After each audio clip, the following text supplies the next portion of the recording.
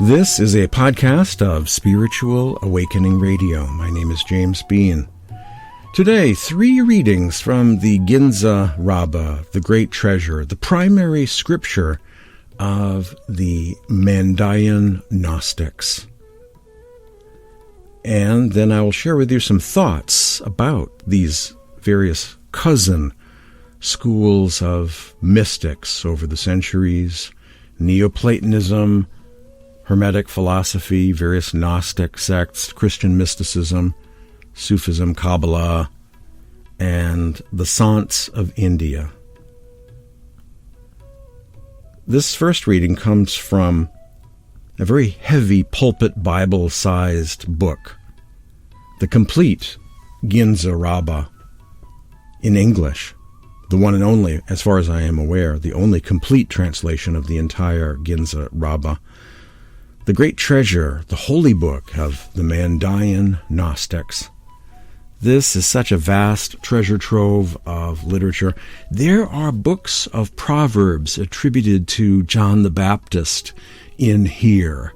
There is such a vast collection of beautiful psalms or mystic poetry, and most of it has never seen the light of day, has never been discussed on podcasts or not really been written about, quoted in the literature, various books on Gnosticism. But I'm very happy to open this book and share with you some passages today. This is from Book 2 of the Left Ginza. I'll begin by sharing a couple of definitions of terms that we will encounter here. The word mana is used to refer to the soul, the spiritual self of someone.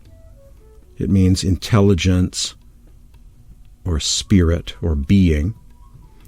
And the Mandaean term for the supreme being is Heyi Rabbi, or great life, sometimes referred to as life with a capital L, or great life. Essentially like Great Spirit, their term for the highest true God. A mana am I of the great life. Who has thrown me into the misery of the worlds? Into the misery of the world. Who has thrown me? Who caused me to settle in this evil darkness? Who has caused me to settle in the evil darkness? Who showed me the flaming fire? Who threw me into the turbid waters from which the destructive beings were formed? From them are the destructive beings formed, and from that they become turbid. Perhaps I will be held back. Perhaps my form will become dark like their form. Perhaps my form will become dark, and my speech perish away. While the mana stands there and ponders deeply, his creator arrives. And then we have here a quote from this supreme being visiting this soul. Thou art not part of the suffering such that thou shouldst be anxious, nor art thou part of the darkness which seeks to put an end to thee. Thou art not a part of the fire, that thou shouldst behold the flaming fire. You are not part of the consternation, that thy form will become dark like them. You are a part of the splendor, which is without turbidity. You are part of the earth of light, which is without darkness, seeking to make an end of thee, or an end of you. You will be manifest in greatness, mana, and your own appearance will illumine thee.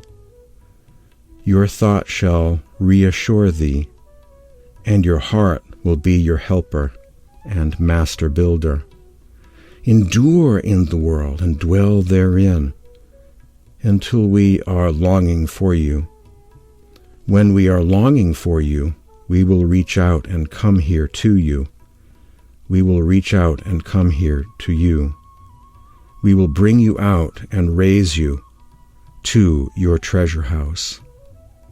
Unquote. So this soul finds itself in a realm of darkness and fears it too will be absorbed into this darkness and lose its inherent nature of light, that light will go out. But then it ponders deeply about these things, and this divine message comes to this soul.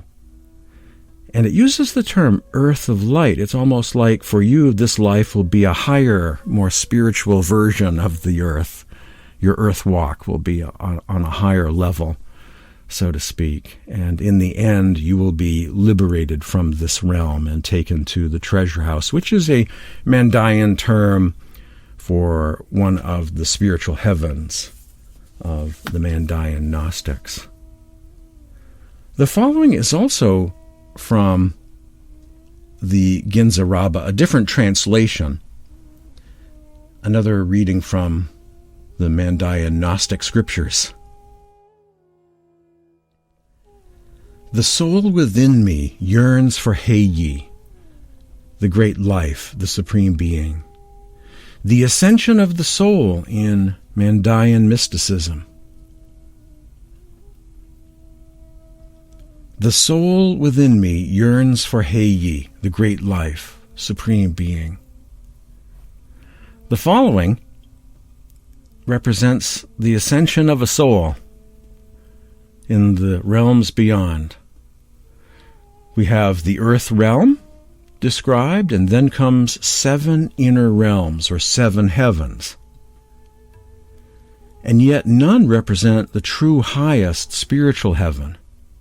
So the soul continues the journey of ascension until it reaches realm number 8, the 8th, which is characterized as the goal, the ultimate reality, the real home of Heyi Rabbi, the great life, the true heaven, above these sort of illusory regions in the middle, above the physical plane and yet not of the highest.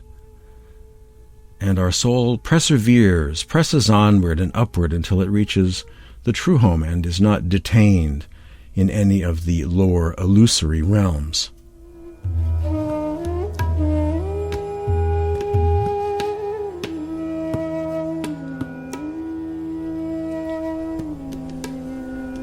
In the name of the great life, the soul within me yearns for Heyi, yearns for life, yearns for God. The soul within me demands Heyi. My goal is to reach the place of life. I am flying, advancing until I reach the first guardian. The servants of the first guardian came to meet me. They said, "Let us take this man with us as our captive. He might serve as a companion to us." They asked me, "Hail, companion, where did you come from? Where do you go?" "I came from the earth, and I am going to Heyi, and my path is to the place of life." They said, "This is the place of life. Here it is. So where are you going now?" I said to myself, I am not one of them. If I stayed with them, I would endure every torment. This is not what my soul desires and wants. The soul within me yearns for Heyi. The soul within me demands Heyi. My goal is to reach the place of life. I am flying, advancing until I reach the second guardian. The servants of the second guardian came to meet me. They said, "Let us take this man with us as our captive. He might serve as a companion to us." They asked him, "Hail, companion, where did you come from? Where do you go?" "I came from the earth. I am going to Heiyi, and my path is to the place of life." They said, "This is the place of life. Here it is. So where are you going now?" I said to myself, "I am not one of them. If I stayed with them, I would endure every torment. This is not what my soul desires and wants. The soul within me yearns for Heiyi. The soul within me demands Heiyi. My goal is to reach the place of life."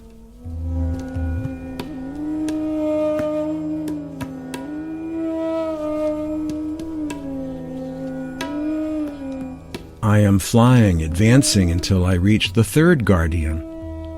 The servants of the third guardian came to meet me. They said, "Let us take this man with us as our captive. He might serve as a companion to us." They asked him, "Hail, companion, where did you come from? Where do you go?" "I came from the earth. I am going to Heiyi, and my path is to the place of life." They said, "This is the place of life. Here it is. So where are you going now?" I said to myself, "I am not one of them. If I stayed with them, I would endure every torment. This is not what my soul desires and wants. The soul within me yearns for Heiyi. The soul within me demands Heiyi. My goal is to reach the place of life." And then once again the soul starts flying, starts ascending, until it reaches the fourth guardian. The same dialogue is repeated. The offer to stay there is made, and the soul says, "No, this is not the real heaven. This is not the real place. I will not be fooled. I will not be detained. I will not be detoured." And then once again the soul keeps going, reaches the fifth guardian, the fifth plane, the fifth level, and then the sixth level, and then it reaches the seventh guardian. I am flying, advancing until I reach the seventh guardian. The servants of the seventh guardian came to meet me. They said, "Let us take this man with us as our captive. He might serve as a companion to us." They asked him, "Hail, companion, where did you come from? Where do you go?" "I came from the earth. I am going to Heiyi, and my path is to the place of life." They said, "This is the place of life. Here it is. So where are you going now?" I said to myself, "I am not one of them. If I stayed with them, I would endure every torment. This is not what my soul desires and wants. The soul within me yearns for Heiyi. The soul within me demands Heiyi. My goal is to reach the place of life. I am flying, advancing, until I reach the house of life. The righteous came forward to meet me. In thanks I bowed down and praised Heiyi. They clothed me in radiance, covered me with light, and numbered me among the righteous. Soul, you must raise your lamps to shine among the lamps of light. The word of truth has come to you. I came to the faithful and the righteous.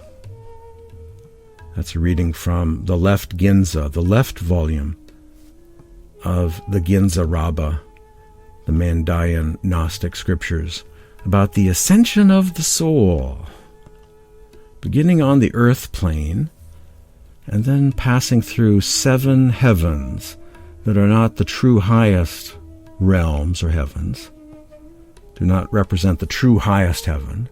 So the soul continues the journey of ascension until it reaches the 8th, the goal, the ultimate reality, the real home of the great life, the place of light, the place of life, Heiyi Rabbi, the true supreme being.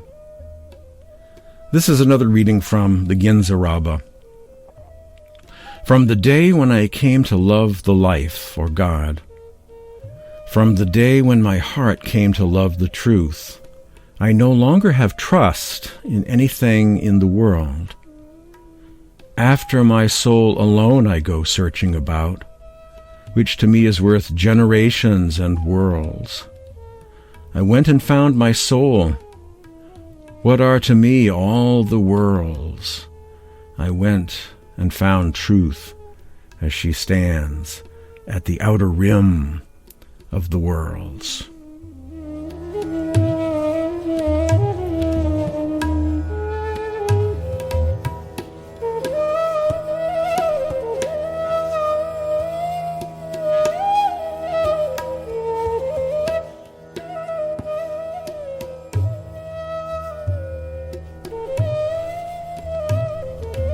In the name of the great life, sublime light be praised.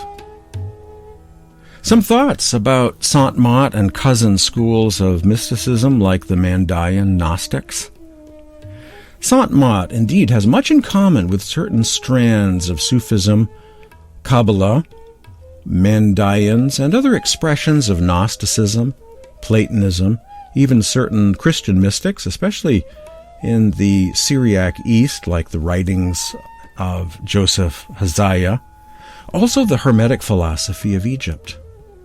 Andrea Diem Lane's book, The Gnostic Mystery, remains one of the best examinations of Gnosticism and Sant Mat, comparing the two, the living Gnosis now of Sant Mat and the classic Gnostic literature, such as from the Nag Hammadi library discovered in Egypt. It's a very useful book in that regard, because most of the time when it comes to books on Gnosticism, it's like, there were these dead people long ago, they were called heretics, the church didn't like them very much, now they're gone, next, and that's it. And you don't really get a sense of what the goals of these spiritual movements were, their diet, their lifestyle, what sort of meditation practice did they have? What were their sacred names? What were the rituals that they did? What kind of lifestyle? What was their overall goal? What did Gnosticism look like as a spiritual path that had practitioners? You don't really get that in all of these intellectual academic books usually. But Andrea Diem Lane's book, The Gnostic Mystery, turns Gnosticism into a spiritual path with dietary ethics, meditation practices that lead to the attainment of a spiritual state of consciousness. And, at last, here is a book about how to be a mystic, how to practice that, how to understand the Gnostics, and perhaps become one. Become a living mystic, a living Gnostic now. It would be wonderful if there were scholarly projects of that sort of quality that expand this to investigating the commonalities between all of these various cousin schools of mystics. Neoplatonism, Pythagoreanism, and Jewish mysticism seem to be the early sources of this. All of this talk of noetic heavens or higher planes, secret sacred names, initiations into the mysteries, visions, and ascension. Then eventually Syriac Christian mystics and Gnostic sects get established in various places in Egypt, the Middle East, Syria, and Mesopotamia. Not long after, Sufism emerges in this same region of Mesopotamia. Manichaeans, Nestorian Christians, and others travel the Silk Road eastwards. Islam and Sufism become a major presence in India, while some of these meditation techniques, the repetition of sacred names and the ascension of the soul through several higher planes, and perceptions about the world of within, might keep getting reinvented in various cultures over time. The human condition, and the Atman project, the yearning desire of the spirit. And so we keep coming up with the same solutions to the same problems, you might say. And that may be true, but I really do see actual contact direct influence taking place between West and East. I suspect Sufism, Islamic Gnosticism, really has served as a major conduit for this influence or interface between the Sant tradition of India and Western mysticism. The Dharamdas material, the Kabir Dharamdas material, like the book known as the Anurag Sagar, the Ocean of Love, is especially Manichaean or Gnostic in nature. While Kabir knew of Sufis, other Sants, and the Naths or Nat yogis, it's as if Dharamdas had an additional, more Manichaean Gnostic influence in his life. But if a biography of Dharamdas even exists to consult with, it remains an obscure, untranslated, inaccessible Hindi book. According to Mandaean glossaries I have, they have a term for the Kal Niranjan, or the Demiurge, which figures prominently in Mandaean and Gnostic tradition, a kind of lower, lesser, false god who is into judging, measuring, the operator of laws and karmas, the cruel hand of fate, doling out destiny in lower planes, if you will, the Lord of Time, a kind of false god, false reflection of the Lord of Timelessness above. So, some thoughts about these cousin schools of mysticism, their origin, and on how there is a living gnosis now in the form of the Sant tradition of India, known as Sant Mat. Also, it goes by the name Radhasoami.